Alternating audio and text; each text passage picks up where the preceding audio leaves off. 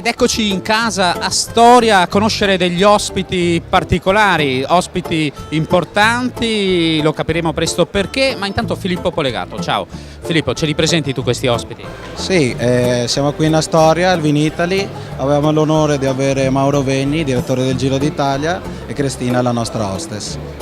Allora, Giro d'Italia perché il 9.5 continua a essere un vino fortunato perché finisce sempre in mano ai campioni, ai vincitori, è così direttore?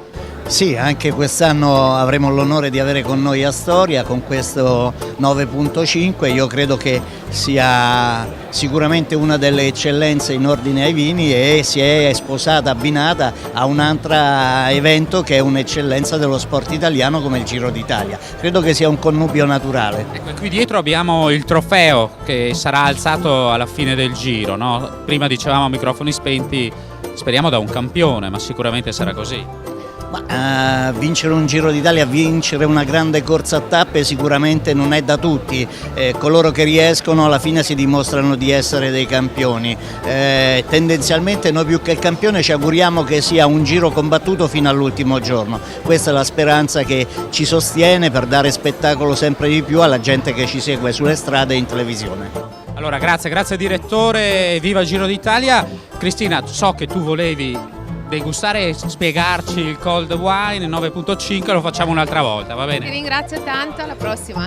E io mi sposto qui per conoscere queste grandissime novità in casa Astoria. Vedete proprio un disegno artistico in questo vetro, un'incisione, stiamo parlando di Venezia per caso?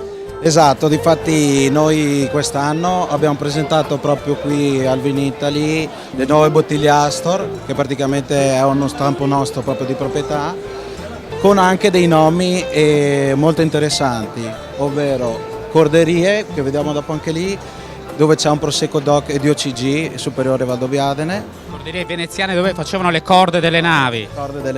Galie, che sono le galè che uscivano dall'arsenale, dove abbiamo un Prosecco DOC Treviso, e poi dopo per finire il Cartizze con il nome Arzanà, che vuol dire arsenale in veneziano antico. E un'altra cosa che abbiamo voluto molto fare è che comunque il vetro richiama l'arte del vetro di Murano.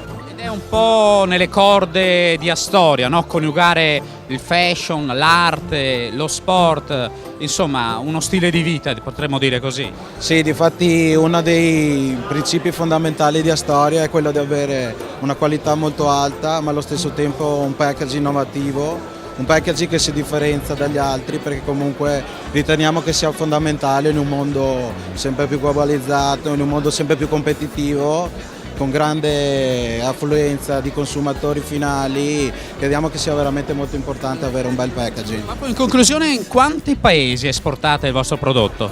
Ma ad oggi Astoria è presente in 65 paesi. 65 paesi, straordinario. Sì, è veramente straordinario e diciamo che comunque Astoria e il Prosecco in generale sta avendo un momento veramente fantastico. Filippo, ringrazio davvero per questa testimonianza, grazie ad Astoria, e adesso un altro passo in un altro mondo del vino presente al Vinitaly 2014.